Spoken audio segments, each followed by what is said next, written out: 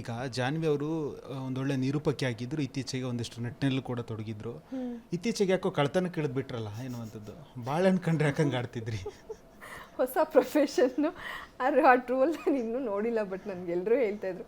ಇಲ್ಲ, ನಮಗೆ ನಾನು ಊಟ ಆದಮೇಲೆ ಬಾಳೆಹಣ್ಣು ತಿಂದ ಅಭ್ಯಾಸ. ಅಲ್ಲೇನಾಗಿರುತ್ತೆ, ನಾವು ಟಾಸ್ಕ್ನೆಲ್ಲ ಆಡಿ ಇಷ್ಟು ಗೆದ್ದಾಗ ಇಷ್ಟು ಬಾಸ್ಕೆಟ್ನ ಮಾತ್ರ ಇಟ್ಕೋಬೇಕು, ಇಷ್ಟು ಬಾಸ್ಕೆಟ್ ವಾಪಸ್ ಕೊಡಬೇಕು ಅಂತ ಇರುತ್ತೆ. ಅಲ್ಲಿ ಒಂದರಲ್ಲಿ ಆ್ಯಪಲ್ಲು ದಾಳಿಂಬೆ ಇರುತ್ತೆ, ಇನ್ನೊಂದು ಕಡೆ ಕಲ್ಲಂಗಡಿ ಹಣ್ಣು ಬಾಳೆಹಣ್ಣು ಹಂಗೆಲ್ಲ ಇರುತ್ತೆ. ಬಟ್ ಎಲ್ಲರೂ ಆ ಬಾಳೆಹಣ್ಣು ಒಂದೊಂದು ಸಲ ತಿಂದ್ರೇ ಖಾಲಿಯಾಗಿ ಹೋಗ್ಬಿಡುತ್ತೆ. ಇದು ಬೇಡ ಇದಿಟ್ಕೊಳ್ಳೋಣ ಅಂತೆಲ್ಲ ನಾವು ಮಾತಾಡ್ಕೊಂಡು ಅದು ವಾಪಸ್ ಕಳಿಸ್ಬಿಟ್ಟಿರ್ತೀವಿ. ಇನ್ನೊಂದು ದಿನ ಅತಿಥಿಗಳು ಬರ್ತಾರೆ, ಅವ್ರಿಗೆ ಅಂತ ಕಲ್ಲಂಗಡಿ ಬಾಳೆಹಣ್ಣೆಲ್ಲ ಕಳಿಸಿರ್ತಾರೆ, ನಾವು ಅದು ತಿನ್ನಂಗಿರಲ್ಲ.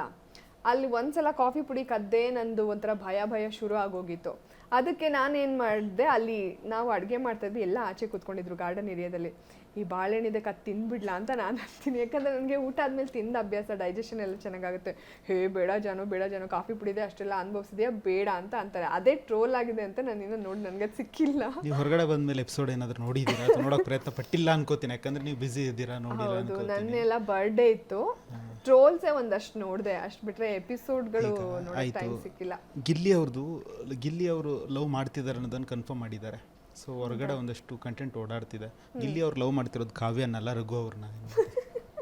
ನನಗೂ ಹಂಗೆ ಅನ್ಸುತ್ತೆ, ಯಾಕಂದರೆ ಅವರಿಬ್ರದ್ದು ಬಾಂಡಿಂಗ್ ನಾವು ಅಲ್ಲಿ ನೋಡ್ತಾ ಇದ್ವಿ. ಇವನು ಯಾವಾಗಲೂ ರಘು ಅವ್ರ ತೊಡೆ ಮೇಲೇ ಮಲಗಿರ್ತಿದ್ದ, ರಘೋಣ ಬಾಣ ಅಂತ ಹೇಳಿ ತೊಡೆ ಮೇಲೆ ಮಲ್ಕೋತಾ ಇದ್ದ. ನನಗೂ ಅಲ್ಲಿ ಡೌಟ್ ಇತ್ತು, ಇವಾಗ ನೀವು ಹೇಳಿದ್ಮೇಲೆ ಅದು ಕನ್ಫರ್ಮ್ ಆಗ್ತಾ ಇದೆ. ಇದ್ರ ಜೊತೆಗೆ ಮೇಡಮ್, ಜಾನ್ವಿ ಅವರು ಒಂದಷ್ಟು ಟಿ.ವಿ ಸ್ಕ್ರೀನ್ಗಳಲ್ಲಿ ಮಿಂಚಿದ್ರು, ಒಂದಷ್ಟು ಇತ್ತೀಚೆಗೆ ನಾನು ಅದು ಹೇಳಿದಾಗ ಚಿತ್ರರಂಗದಲ್ಲೂ ಕಂಡಿದ್ರು. ಸೊ ಬಿಗ್ ಬಾಸ್ ಮನೆ ಎನ್ನುವಂಥದ್ದು ಜಾನ್ವಿ ಅವ್ರಿಗೆ ಎಷ್ಟೆಲ್ಲ ಲೈಫ್ ಕೊಡ್ತಿದೆ, ಸೊ ಎಷ್ಟೆಲ್ಲ ಬ್ರೈಟ್ ಆಯಿತು ಎನ್ನುವಂಥದ್ದು ಅದು ನಂಗೆ ಗೊತ್ತಿಲ್ಲ. ಆಚೆ ಬಂದಾಗ ತುಂಬ ಜನ ಮೆಸೇಜ್ ಮಾಡೋದು ಅದೆಲ್ಲ ನೋಡಿದಾಗ ಮುಂಚೆಗಿಂತ ಇನ್ನೊಂದಷ್ಟು ಜನಕ್ಕೆ ರೀಚ್ ಅಂತೂ ಆಗಿರ್ತೀನಿ ಅನ್ನೋದು ನನಗೆ ಗೊತ್ತು. ಬಟ್ ವಾಟ್ ನೆಕ್ಸ್ಟ್ ನನಗೆ ಗೊತ್ತಿಲ್ಲ. ಮತ್ತು ನನಗಷ್ಟು ಭ್ರಮೆ ಕೂಡ ಇಲ್ಲ, ಏನೋ ಆಗ್ಬಿಡುತ್ತೆ. ನನಗೆ ಎಕ್ಸ್ಪೆಕ್ಟೇಷನ್ನು ಮತ್ತು ಭ್ರಮೆ ಅದು ಯಾವುದೂ ನನಗಿಲ್ಲ, ಯಾಕಂದರೆ ತುಂಬ ಲೈಫ್ ನೋಡ್ಕೊಂಡು ಬಂದಿದ್ದೀವಿ. ಬಟ್ ಒಂದಷ್ಟು ಬರ್ತಾ ಇದೆ ಅವಕಾಶಗಳು, ಅದೆಲ್ಲ ಸ್ವಲ್ಪ ಮಾತಾಡ್ಬೇಕು. ಇನ್ನು ಈಗ ನಾನು ಆಚೆ ಬಂದಿರೋದ್ರಿಂದ ಅದರಲ್ಲಿ ಯಾವ್ದು ನನಗೆ ಬೆಸ್ಟ್ ಅನಿಸುತ್ತೋ ಅದನ್ನು ನಾನು ಚಾಯ್ಸ್ ಮಾಡ್ಕೊಳ್ತೀನಿ. ನಿಮ್ಮ ಫೇವ್ರೆಟ್ ಗಾಡ್ ಯಾವುದು? ಗಾಡ ನನ್ನ ಫೇವ್ರೆಟ್ ಗಾಡು ಮಂಗಳಗೌರಿ, ತಿಂಡ್ಲು ದುರ್ಗಾ ಪರಮೇಶ್ವರಿ, ಜಲಕಂಠೇಶ್ವರ. ಕಷ್ಟ ಬಂದಾಗ ಇವೆಲ್ಲ ನೆನೆಸ್ಕೋತೀರಾ? ಇನ್ಮೇಲೆ ಇದ್ರ ಜೊತೆ ಕಲರ್ಸ್ ಕನ್ನಡನೂ ನೆನೆಸ್ಕೋತೀರಾ? ಕಲರ್ಸ್ ಕನ್ನಡ ನಾನು ಯಾವತ್ತೂ ಮರೆಯಲ್ಲ. ಬಟ್ ಗೊತ್ತಿಲ್ಲ ನನಗೆ, ಈ ಎಲ್ಲ ಬೆಳವಣಿಗೆಗಳಾಗಿರೋದ್ರಿಂದ ಅದನ್ನು ಚಾನಲ್ ಅವ್ರು ಸೀರಿಯಸ್ ಆಗಿ ತಗೊಂಡಿದ್ದಾರೋ ಇಲ್ವೋ ನನಗೆ ಅದೂ ಗೊತ್ತಿಲ್ಲ. ಅದ್ರ ಬಗ್ಗೆ ನನಗಿನ್ನೂ ಉತ್ತರ ಸಿಕ್ಕಿಲ್ಲ, ನಾನು ಯಾರ ಜೊತೆಗೂ ಮಾತಾಡಿಲ್ಲ. ಕಲರ್ಸ್ ಕನ್ನಡನ ದೇವರಾಣೆ, ನಾನು ಇಲ್ಲಿ ಇರ್ಬೋದು, 6 ತಿಂಗಳಾದ್ಮೇಲೆ ನಾನು ಬೇರೆ ಕಡೆ ಇರ್ಬೋದು, ಅದು ಗೊತ್ತಿಲ್ಲ. ಆವಾಗ ಏನೇನೋ ಯಾವ್ಯಾವ ರೀತಿ ಸಿಚುವೇಶನ್ಸ್ ಬರುತ್ತೆ. ಯಾಕಂದ್ರೆ ನೀವು ಕಲರ್ಸ್ ಕನ್ನಡದ ಮನೆ ಮಗಳಲ್ವಾ, ಅದಕ್ಕೆ ಹೇಳಿದ್ದು. ಮನೆ ಮಗಳಾಗಿದ್ದೆ, ಮುಂದೆ ನನಗೆ ಗೊತ್ತಿಲ್ಲ.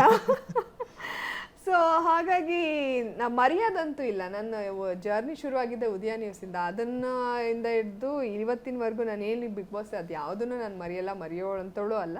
ಒಳಗಡೆ ಇದ್ದಾಗ ಅದೇನೇನೇನೋ ಆಗಿ ಯಾವುದೋ ಥರ ಅದನ್ನು ಅರ್ಥ ಮಾಡಿಕೊಂಡು ಅದನ್ನು ಅದೇ ಥರ ಅರ್ಥೈಸಿ ಏನೇನೋ ಆಗೋಗಿದೆ.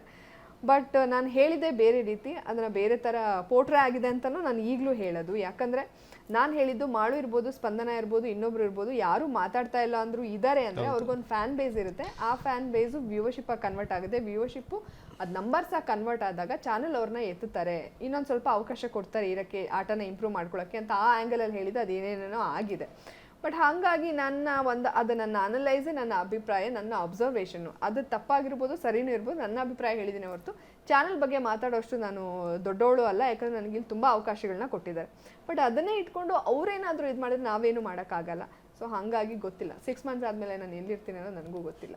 ಇದ್ರ ಜೊತೆಗೆ ಜಾನ್ವಿ ಅವ್ರಿಗೆ ಒಂದು ಅವಕಾಶ ಸಿಗಬೇಕಿತ್ತು, ಕ್ಯಾಪ್ಟನ್ ರೂಮ್ ಒಳಗಡೆ ಎಂಟ್ರಿ ಕೊಡೋದು ಏನೋ ಅಂತದ್ದು. ಅದೊಂದು ಕೊನೆವರೆಗೂ ಉಳ್ಕೊಂಡ್ಬಿಡ್ತಲ್ವ, ನಾನು ಕ್ಯಾಪ್ಟನ್ ಆಗಲಿಲ್ಲ. ನನಗೆ ಅದೇ ಬೇಜಾರು, ಏನೂ ಆಗಿಲ್ಲ. ಕಿಚ್ಚನ ಚಪ್ಪಾಳೆನೂ ನಂಗೆ ಸಿಕ್ಕಿಲ್ಲ, ಕ್ಯಾಪ್ಟನ್ನೂ ಆಗಿಲ್ಲ. ಉತ್ತಮ ಮಾತ್ರ 2 ಸಲ ಸಿಕ್ಕಿದೆ, ಬಿಟ್ಟರೆ ಏನೂ ದಬಾಕಿಲ್ಲ. ಬರೀ ಗೆಜ್ಜೆ ಅಲ್ಲಾಡ್ಸಿರೋದು, ಬರೀ ಬೈಸ್ಕೊಂಡಿರೋದು ಅದೇ ಆಗಿದೆ ಬಿಗ್ ಬಾಸ್ ಮನೇಲಿ. ತುಂಬ ಬೇಜಾರಾಯಿತು. 3 ಸಲ ನಾನು ಕ್ಯಾಪ್ಟನ್ಸಿ ರೇಸಲ್ಲಿದ್ದೆ ನೋಡಿ. ಈ ಕೈ ನನಗೆ ಅದು ಪಸ್ ಆಗಿಬಿಟ್ಟು, ಅದು ಬಾಲ್ ಟಾಸ್ಕಲ್ಲಿ ಇವಾಗಲೂ ಹಿಂಗೆ ಮಡ್ಚೋಕ್ಕಾಗಲ್ಲ. ಅಂದರೆ ಆ ಥರ ತುಂಬ ಮಾಡಿದೆ. ಬಟ್ ಅದೇನೋ ಅದೃಷ್ಟನೂ ಇರಬೇಕಲ್ವ. ಎಲ್ಲರೂ ಕೇಳ್ತಾರೆ ಬಿಗ್ ಬಾಸ್ ವಿನ್ನರ್ ಯಾರಾಗ್ಬೋದು, ಅಂದರೆ ಸುದೀಪ್ ಸರ್ ಕೈಯಲ್ಲಿ ಯಾರ ಕೈ ಇರುತ್ತೆ ಅನ್ನುವಂಥದ್ದು. ನಾನು ಅದನ್ನು ಕೇಳಲ್ಲ, ಯಾರು ಸೋಲ್ಬೇಕು ಬಿಗ್ ಬಾಸ್ ಮನೇಲಿ, ಅಂದರೆ ಅಲ್ಲಿ ಅರ್ಹರಲ್ಲ, ಯಾರು ಹೊರಗೆ ಬರಬೇಕು ಅನ್ನುವಂಥದ್ದು ನಿಮ್ಮ ಪ್ರಕಾರ?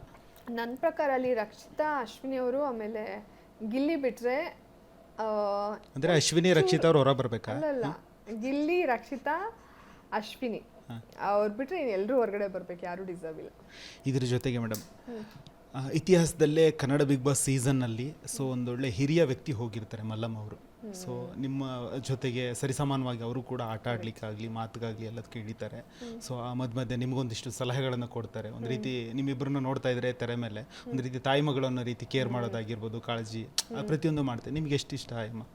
ನಿಜವಾಗ್ಲೂ ತುಂಬಾ ಇಷ್ಟ. ಸ್ಟಾರ್ಟಿಂಗ್ ನನ್ನ ಜೊತೆನೆ ಒಂದು ಸ್ವಲ್ಪ ಬಾಂಡಿಂಗ್ ಆಗ್ತಾ ಇತ್ತು ಅವ್ರದ್ದು. ನಿಜವಾಗ್ಲೂ ಆಶ್ಚರ್ಯ ಆಗೋದು ಅವ್ರನ್ನ ನೋಡಿದ್ರೆ, ಇನ್ಸ್ಪೈರಿಂಗ್ ಅಂತ ಅನ್ಸೋದು. ನಮಗೆ ಎಲ್ಲೋ ಹೊಟ್ಟೆ ಹಸುವಾಗೋದು, ಅವ್ರು ಒಂದಿನೂ ಹೊಟ್ಟೆ ಹಸು ಅಂದಿಲ್ಲ, ಒಂದಿನೂ ನಿದ್ದೆ ಬರ್ತಿದೆ ಅಂದಿಲ್ಲ. ಯಾವುದೇ ಟಾಸ್ಕ್ ಆದರೂ ನಾನು ಆಡ್ತೀನಿ. ಅವರು ಕಾಯಿನ್ ಟಾಸ್ಕಿಗೆಲ್ಲ ನಾನು ಆಡ್ತೀನಿ. ಅವ್ರು ನೈಟ್ ಪ್ಯಾಂಟ್ ಹಾಕೋದಕ್ಕೂ ಸಹ ಎಲ್ಲದಕ್ಕೂ ಸಹ ಅಡುಗೆಗಳನ್ನ ಮಾಡೋರು, ಚಪಾತಿ ಎತ್ತೆತ್ತು ಬಡ್ದು ತುಂಬ ಖುಷಿ ಆಯಿತು. ಬಟ್ ಆಮೇಲೆ ಅವ್ರು ಏನಾಗ್ಬಿಟ್ರು, ಧ್ರುವಂತ್ ಜೊತೆಗೇನೆ ಇರೋದಕ್ಕೆ ಶುರು ಮಾಡಿಬಿಟ್ರು. ಅವರು ಸ್ವಲ್ಪ ಅಂದರೆ ಎಲ್ಲೋ ಒಂದು ಕಡೆ ಚೂರು ಭಯ ಪಡ್ತಾ ಇದ್ರೇನೋ, ಧ್ರುವಂತ್ ಬಿಟ್ಟು ಅವ್ರು ನಮ್ಮನ್ನ ಏನಾರು ಮಾತಾಡಿಸಿ ನಾವೇನಾರು ಮಾತಾಡೋಕೆ ಹೋದರೆ ಅವ್ರು ಎಲ್ಲೋ ಪಾಪ ಒಂಥರ ಸೆರೆ ಆಗಿದ್ರೇನೋ ಧ್ರುವಂತ್ ಜೊತೆ ಅಂತ ಅನಿಸ್ತಿತ್ತು. ಅಷ್ಟು ಬಿಟ್ಟರೆ ತುಂಬ ಇನ್ಸ್ಪೈರಿಂಗು. ಆ ಏಜಲ್ಲಿ ಅಷ್ಟು ದಿವಸ ಒಂದು ದಿನ ಒಂದು ಶೀತ ಕೆಮ್ಮು ಆಗಿಲ್ಲ, ಟಚ್ ವುಡ್. ಅದು ಆ ಆರೋಗ್ಯ ನೋಡಿ, ಅವ್ರು ಎಷ್ಟು ಫಿಟ್ ಆಗಿದ್ರು. ಅವರ ಎಂಥೂಸಿಯಾಸಮ್ ಇರ್ಬೋದು ಅಥವಾ ಅವರ ಎನರ್ಜಿ ನಾವು ಕೂಡ ಮ್ಯಾಚ್ ಮಾಡೋಕ್ಕಾಗಲ್ಲ. ಅಷ್ಟು ಹೆಂಗೆ ಗೊತ್ತಾ, ಅವರು ಸ್ವಿಮ್ಮಿಂಗ್ ಪೂಲ್ ಟಾಸ್ಕಲ್ಲಿ ಮನೆ ಬೀಗ ಬಿಚ್ಕೊಂಡು ಒಂದು ಓಡ್ ಬಂದರು. ಯಪ್ಪ, ಬೇರೆ ಲೆವೆಲ್. ಅಲ್ಲ, ನಾನು ಅದನ್ನೇ ಹೇಳ್ತಾ ಇದ್ದೆ, ನೀವಿಬ್ಬರು ಬಾಂಡಿಂಗ್ ನೋಡ್ತಾ ಇದ್ದೆ, ತುಂಬ ಚೆನ್ನಾಗಿತ್ತು. ಅಥವಾ ನೋಡಲಿಕ್ಕೆ ಖುಷಿ ಆಗ್ತಿತ್ತು. ಇದ್ರ ಜೊತೆಗೆ ಒಂದು ಬಿಟ್ಟು ಹೊರಗಡೆ ಓಡಾಡುತ್ತೆ. ಸೊ ಆ ಬಿಟ್ಟು ಓಡಾದ್ಮೇಲೆ ಜಾನ್ವಿ ಅವ್ರನ್ನ ನೋಡೋ ರೀತಿನೇ ಬದಲಾಗುತ್ತೆ. ಅಂದರೆ ಪಾಪ ಈ ಮಗಳಿಗೆ ಈ ರೀತಿ ಆಗ್ಬಿಡ್ತಾ, ಇವ್ರ ಬದುಕಲ್ಲಿ ಈ ರೀತಿ ಆಗಿರುತ್ತಾ ಅಂತೇಳಿ. ಯಾಕಂದರೆ ಜನ ನೋಡೋ ರೀತಿನೇ ಬೇರೆ ಹೊರಗಡೆ ಕಾಣಿಸ್ಕೊಳ್ಳೋದು. ಆದರೆ ಅವರ ನೋವನ್ನು ನೋಡಿದಾಗ ಅಥವಾ ಅವ್ರ ನೋವನ್ನು ಹೇಳ್ಕೊಂಡಾಗ ಸೊ ಹಿಂಗೆಲ್ಲ ಇದೆಯಾ ಅನ್ನುವಂಥದ್ದು. ಅದೇ ಮಲ್ಲಮ್ಮ ಅವ್ರು ಹೇಳ್ತಾರೆ. ಸೊ ತುಂಬ ನಿಮ್ಮ ವೈಯಕ್ತಿಕ ಬದುಕನ್ನೆಲ್ಲ ಹೇಳಿದಾಗ ತುಂಬ ಇದಾಗುತ್ತೆ. ಸೊ ಹಾಗಾಗಿ ನಿಮ್ಮ ವೈಯಕ್ತಿಕ ಬದುಕು ಏನೇ ಇರಲಿ ಅದು ಬೇಡ. ಇದ್ರ ಜೊತೆಗೆ ಬಿಗ್ ಬಾಸ್ನ ಅಂದರೆ ನಿರೂಪಣೆ ಮಾಡ್ತಕ್ಕಂಥ ಸುದೀಪ್ ಸರ್ ನಿಮ್ಗೆ ಎಷ್ಟು ಇಷ್ಟ? ಸೊ ತುಂಬ ಇಷ್ಟ. ನಾನು ಅವರ ವೆರಿ ಬಿಗ್ ಫ್ಯಾನ್. ಅದನ್ನು ನಾನು ತುಂಬ ಪ್ಲ್ಯಾಟ್ಫಾರ್ಮಲ್ಲಿ ಹೇಳಿದ್ದೀನಿ. ಸರ್ ಇಂಟರ್ವ್ಯೂ ಸಿಕ್ಕಾಗಲೂ ಕೂಡ ಹೇಳಿದ್ದೀನಿ. ಬಟ್ ಅವ್ರನ್ನ ಎವ್ರಿ ಸ್ಯಾಟರ್ಡೇ ಒಂದು 6 ಅವರ್ 8 ಅವರ್ ನೋಡೋ ಅಂಥ ಸೌಭಾಗ್ಯ ನಮಗೆ ಸಿಗ್ತಾ ಇತ್ತು ಬಿಗ್ ಬಾಸಲ್ಲಿ. ಅದಂತೂ ತುಂಬ ಖುಷಿ. ಅವರ ಆ್ಯಂಕರಿಂಗ್ನ ಲೈವ್ ಆಗಿ ನೋಡೋದು, ಅವರ ಸ್ಪಾಂಟೇನಿಯಸ್, ಅವ್ರು ಎಲ್ಲರ ಬಗ್ಗೆ ತಿಳ್ಕೊಂಡು ಬಂದು ಅವ್ರು ನಮ್ಮನ್ನು ರೋಸ್ಟ್ ಮಾಡ್ತಾ ಇದ್ದಿದ್ದು, ಬುದ್ಧಿ ಹೇಳ್ತಾ ಇದ್ದಿದ್ದು, ತಮಾಷೆ ಮಾಡ್ತಾ ಇದ್ದಿದ್ದು, ಕಾಲೆಳಿತಾ ಇದ್ದಿದ್ದು, ಅದನ್ನು ನೋಡೋದೇ ಒಂದು ಸೌಭಾಗ್ಯ. ಅದನ್ನೆಲ್ಲ ನಾನು ಮಿಸ್ ಮಾಡ್ಕೊಳ್ತೀನಿ. ನಂಗೆ ತುಂಬ ಖುಷಿ ಆಗೋದು ಸುದೀಪ್ ಸರ್ನ ನೋಡೋದಕ್ಕೆ. ಒಂದು ಸ್ವಲ್ಪ ಭಯನೂ ಇರ್ತಾ ಇತ್ತು, ಅಂದರೆ ಏನು ಬಯಸ್ಕೊತೀವೋ ಏನು ಅಂತ. ಬಟ್ ಅದ್ರ ಜೊತೆಗೆ ಅಷ್ಟೇ ಖುಷಿ ಇರ್ತಿತ್ತು. ತುಂಬ ಹಿಂಟ್ ಕೊಟ್ಟರು, ನಾನೇ ತಗೊಳ್ದಲ್ಲೇ ಇದಾಯಿತು ಅಂತ ಅನಿಸುತ್ತೆ. ಬಟ್ ನಾನು ಏನೇ ಆಡಿದ್ರು ಇದುವರೆಗೂ ನನ್ನ ಪ್ಲಸ್ ಆಗಿದೆ ಅಂತ ನಾನು ಅಂದ್ಕೊಂಡಿದ್ದೀನಿ. ಗೊತ್ತಿಲ್ಲ ಏನು ತಪ್ಪಾಗಿದೆ ಅಂತ. ಅದರ ಆಚೆಗೆ ನನ್ನ ಮಗ ಸ್ಟೇಜ್ ಮೇಲೆ ಬರ್ತಾನೆ, ಸುದೀಪ್ ಸರ್ ಮಾತಾಡ್ತಾರೆ. ಬರ್ಡೇ ಇತ್ತು. ನನ್ನ ಬರ್ಡೇ ಅಂತ ಹೇಳಿದ ತಕ್ಷಣ ಅವ್ರ ಪರ್ಸ್ನಲ್ ಕಪ್ನ ಕೊಡ್ತಾರೆ ಗ್ರಂಥ್ಗೆ ಗಿಫ್ಟಾಗಿ. ಅವನು ಅದರಲ್ಲೇ ಹಾಲು ಕುಡಿತಾ ಇದ್ದಾನೆ. ಸೊ ಅದೊಂಥರ ಖುಷಿ ಆಗುತ್ತೆ. ಸುದೀಪ್ ಸರ್ ಕಪ್ ನೋಡಿದಾಗಲೆಲ್ಲ ಓ ಸುದೀಪ್ ಸರ್ ಕೊಟ್ಟಿದ್ದು, ಅದೊಂದು ಮೆಮೊರಿ ಅಲ್ಲ. ನನ್ನ ಮಗ ಅದೃಷ್ಟ ಅಂತ ಅಷ್ಟೇ. ಫೈನಲಿ ಈಗ ವಾಟ್ ನೆಕ್ಸ್ಟ್ ಜಾನ್ವಿ ಅವರು? ಗೊತ್ತಿಲ್ಲ ಸದ್ಯಕ್ಕೆ. ನೆಕ್ಸ್ಟ್ ಇನ್ನೊಂದು ಚಾನಲ್ ಇಂಟರ್ವ್ಯೂ ಅದು ಬಿಟ್ಟರೆ ಯಾವುದೋ ಬರ್ತಾ ಇದೆ, ನೋಡಬೇಕು. ಕೆಲವೊಂದೆಲ್ಲ 4ನೇ ತಾರೀಕು ಎಲ್ಲ ಇದೆ, ಸ್ವಲ್ಪ ಮೀಟಿಂಗ್ಸ್. ಅದು ಮಾಡಿ ಅದ್ರಲ್ಲಿ ಯಾವ್ದು ಬೆಸ್ಟ್ ಅನ್ಸುತ್ತೋ ಅದು ತಗೊಳ್ಳೋಣ ಅನ್ಕೊಂಡು. ಹೊರಗಡೆ 1-2 ಸಂಘ ಹುಟ್ಟುಕೊಂಡಿದೆ ಮೇಡಮ್, ಜಾನ್ವಿ ಮತ್ತು ಅಶ್ವಿನಿ ಅಭಿಮಾನಿಗಳ ಸಂಘ ರೀ ಅಂತೇಳಿ. ರೀನಾ? ರಿಜಿಸ್ಟರ್ ಆಗಿಬಿಟ್ಟಿದೆ ಅನ್ನುವಂಥದ್ದು. ಅಯ್ಯೋ, ಯಾವ ಥರ ಸಂಘನೋ, ಏನೋ ದೊಡ್ಡವ ಚಿಕ್ಕವ ಸಂಘ ಇರುತ್ತೆ.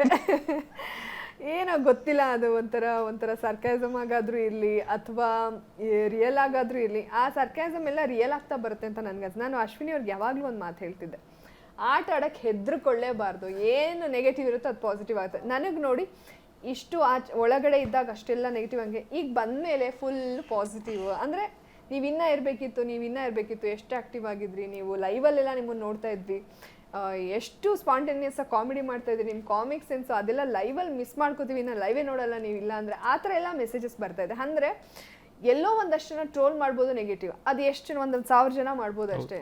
ಕರ್ನಾಟಕದಲ್ಲಿ ಇರೋದು ಎಷ್ಟು 7 ಕೋಟಿಲಿ ಎಲ್ಲರೂ ಟ್ರೋಲ್ ಮಾಡ್ತಾರೆ? ಚಾನ್ಸೇ ಇಲ್ಲ. ನಮ್ಮನ್ನು ಇಷ್ಟಪಡೋರು ಇರ್ತಾರೆ, ನಮ್ಮ ನೇರವಂತಿಕೆ ಇಷ್ಟಪಡೋರು ಇರ್ತಾರೆ, ಮತ್ತು ನಾವು ಇಂಟೆನ್ಷನಲಿ ತಪ್ಪು ಮಾಡಿಲ್ಲ ಅನ್ನೋದು ಇರುತ್ತೆ. ಓಕೆ ಅಪ್ಪ, ಫಿಲ್ಟರ್ ಇಲ್ದಂಗೆ ಇವ್ರು ಮಾತಾಡ್ತಾರೆ, ಒಳಗಡೆ ಏನೂ ಇಲ್ಲ, ಬೆನ್ನಿಗೆ ಚೂರಿ ಹಾಕೋರ್ಗಿಂತ ಅನಿಸಿದ್ದನ್ನು ದಬಾಯಿಸಿ ಹೇಳೋರು ಇವರೇ ಹೆಚ್ಚು ಅನ್ನೋರು ತುಂಬ ಜನ ಇರ್ತಾರೆ. ಇಲ್ಲಿ ನಮಗೆ ಟ್ರೋಲಲ್ಲಿ ಸಿಕ್ಕಾಗ ನೆಗೆಟಿವ್ ಆಗೋಯ್ತು, ನಾವು ಯಾವುದಕ್ಕೂ ಹೆದರಬಾರ್ದು. ಸೊ ಅದನ್ನೇ ಹೇಳ್ತಾ ಇದ್ದೆ ಅಶ್ವಿನಿ ಅವ್ರಿಗೆ, ಇದೆಲ್ಲ ನೆಗೆಟಿವ್, ನಾವು ಹೋಗೋಷ್ಟು ಪಾಸಿಟಿವ್ ಆಗುತ್ತೆ, ತಲೆನೇ ಕೆಡಿಸ್ಕೋಬೇಡಿ. ಯಾಕಂದರೆ ಸುದೀಪ್ ಸರ್ ಬೈದಾಗ ಇಬ್ರು ಗೊಡ ಅಂತ ಹೇಳ್ತಾ ಇದ್ವಿ, ಆಮೇಲೆ ನಮಗೆ ನಾವೇ ಸಮಾಧಾನ ಮಾಡ್ಕೊತಾ ಇದ್ವಿ. ಸೊ ಇವತ್ತು ನೋಡಿ, ನಾನು ಆಚೆ ಬಂದಾಗ ಪ್ರತಿಯೊಬ್ಬರು ತುಂಬ ಚೆನ್ನಾಗಿ ಆಡ್ತಿದ್ರಿ, ಹಿಂಗೆ ನಮ್ಮ ಅಣ್ಣಂಗೆಲ್ಲ ಉತ್ತರ ಕರ್ನಾಟಕದಿಂದ ಎಲ್ಲ ಫೋನ್ ಮಾಡಿ ನಾವು ಕರ್ಗಂಡು ತೊಗೊಂಡು ಬರ್ತೀವಿ, ಮತ್ತು ಅದು ಜೋಳ ತರ್ತೀವಿ, ಹಂಗೆಲ್ಲ ಅಂದಾಗ ಅಷ್ಟು ಸಾಕಲ್ವಾ ಜನರ ಪ್ರೀತಿ ಮುಂದೆ ಇನ್ನೇನು. ನಂದು ಸಣ್ಣ ಆಟನೂ ಅವ್ರು ಅಬ್ಸರ್ವ್ ಮಾಡಿ ಹೇಳೋದು, ನನ್ನ ಡ್ರೆಸ್ ಬಗ್ಗೆ ಮಾತಾಡೋದು ಮಾಡಿದಾಗ ಅದಕ್ಕಿಂತ ಇನ್ನೇನು ಬೇಕು ಹೇಳಿ? ಖಂಡಿತ ಮೇಡಮ್, ಈಗ ನಿಮ್ಮ ಸಂಘದ ಸದಸ್ಯರು ಕಾಯ್ತಾ ಇದ್ದಾರೆ. ಸೊ ಕೊನೆಯದಾಗಿ ಜಾನ್ವಿ ಅವರು ಇಷ್ಟು ಬೇಗ ಹೊರ ಬಂದರು, ನಮಗೊಂದು ಮಾತು ಏನಾದರೂ ಹೇಳಬೇಕಲ್ಲ ಅನ್ನುವಂಥದ್ದು, ಆಡಿಯನ್ಸ್ಗೆ ಏನು ಹೇಳ್ತೀರಿ? ಇಲ್ಲ, ಆ್ಯಕ್ಚುಲಿ ನಿಮ್ಗಳ ಪ್ರೀತಿ ನೋಡಿ ನನಗೆ ಕಪ್ ಗೆದ್ದಷ್ಟೇ ಖುಷಿ ಆಗ್ತಾ ಇದೆ. ಯಾಕಂದರೆ ನಾನು ಹೋಗಿದ್ದೆ ಜನರು ಪ್ರೀತಿ ಗಳಿಸೋದಕ್ಕೆ. ಸೊ ಒಳಗಡೆ ಏನೇ ನೆಗೆಟಿವ್ ಆದರೂ ನಾನು ಬಂದಮೇಲೆ ನೀವು ಇಷ್ಟು ಬೇಗ ಬರಬಾರ್ದಾಗಿತ್ತು, ನೀವು ಟಾಪ್ 5 ಕಂಟೆಸ್ಟೆಂಟ್ ಅಂತ ನಾವು ಅಂದ್ಕೊಂಡಿದ್ವಿ ಅಂತ ಹೇಳ್ತಾರೆ. ಎಲ್ಲಿ ಹೋದರೂ ದಾರಿಲೆಲ್ಲ ಸಿಕ್ಕಿ ಮಾತಾಡಿಸ್ತಾ ಇರ್ತಾರೆ. ಮತ್ತು ನಮ್ಮ ಮನೆಯವ್ರಿಗೆಲ್ಲ ತುಂಬ ಇಷ್ಟ, ನಿಮಗೋಸ್ಕರನೇ ನೋಡ್ತಾ ಇದ್ದಿದ್ದು ಅಂತ ಹೇಳ್ತಾರೆ. ನಿಮ್ಮ ಡ್ರೆಸ್ಸಿಂಗ್ ಸೆನ್ಸ್ ಅಂತೂ ಸಖತ್ತಾಗಿತ್ತು, ನಮಗೆ ಅಡ್ರೆಸ್ ಕೊಡಿ ಅಂತ ಕೇಳ್ತಾರೆ. ಅಂದರೆ ಸಣ್ಣ ಸಣ್ಣದನ್ನು ತುಂಬ ಅಬ್ಸರ್ವ್ ಮಾಡಿ ನೀವುಗಳು ಏನು ಹೇಳಿದ್ದೀರಾ, ಸೊ ಅದೇ ನನಗೊಂದು ರೀತಿ ಸ್ಫೂರ್ತಿ ಆಗ್ತಾ ಇದೆ. ಬೇಗ ಹೊರಗಡೆ ಬಂದೆ ಅನ್ನೋ ಬೇಜಾರಿಗಿಂತ ನೀವುಗಳು ತೋರಿಸ್ತಾ ಇರೋ ಪ್ರೀತಿನೇ ನನಗೆ ತುಂಬ ಖುಷಿ ಕೊಡ್ತಾ ಇರೋದು. Thank you. ಅದು ಮೀನ್ಸ್ ಲಾಟ್, ಬೆಲೆ ಕಟ್ಟಕ್ಕಂತೂ ಸಾಧ್ಯನೇ ಇಲ್ಲ. ಒಳಗಡೆ ಹೌದು ಒಂದಷ್ಟು ತಪ್ಪಾಗಿದೆ, ಆಟ ಆಡೋ ಬರದಲ್ಲಿ, ನಿಮ್ಮನ್ನು ರಂಜಿಸಬೇಕು ಅನ್ನೋ ಬರದಲ್ಲಿ, ನಾವು ಎಫರ್ಟ್ ಹಾಕಿ ಏನಾದರೂ ಒಂದು ಕಂಟೆಂಟ್ ಮಾಡಬೇಕು ಅನ್ನೋ ಬರದಲ್ಲಿ ತಪ್ಪುಗಳಾಗಿದೆ. ನಾವು ಆಲ್ರೆಡಿ ಕ್ಷಮೆ ಕೇಳಿದ್ದೀವಿ. ಅದರ ಆಚೆಗೆ ನನಗೇನು ಅನ್ಸುತ್ತೋ ಅದನ್ನು ನಾನು ನೇರವಾಗಿ ಮಾತಾಡಿದ್ದೀನಿ. ಹೈಡ್ ಆ್ಯಂಡ್ ಸೀಕ್ ಮಾಡಿಲ್ಲ, ನಾಟಕ ಮಾಡಿಲ್ಲ. ಅದ್ರ ಆಚೆಗೆ ನನಗೆ ಈಗ ಮತ್ತೆ ಅವಕಾಶ ಸಿಗ್ತಾ ಇದೆ. ತಪ್ಪುಗಳಾಗಿದೆ, ಅದನ್ನೆಲ್ಲ ಕ್ಷಮಿಸಿ ನಮ್ಮನ್ನು ಮುಂದೆ ಕರ್ಕೊಂಡು ಹೋಗಿ ಅಂತ ಕೇಳೋಕ್ಕೆ ಇಷ್ಟಪಡ್ತೀನಿ. Thank you so much.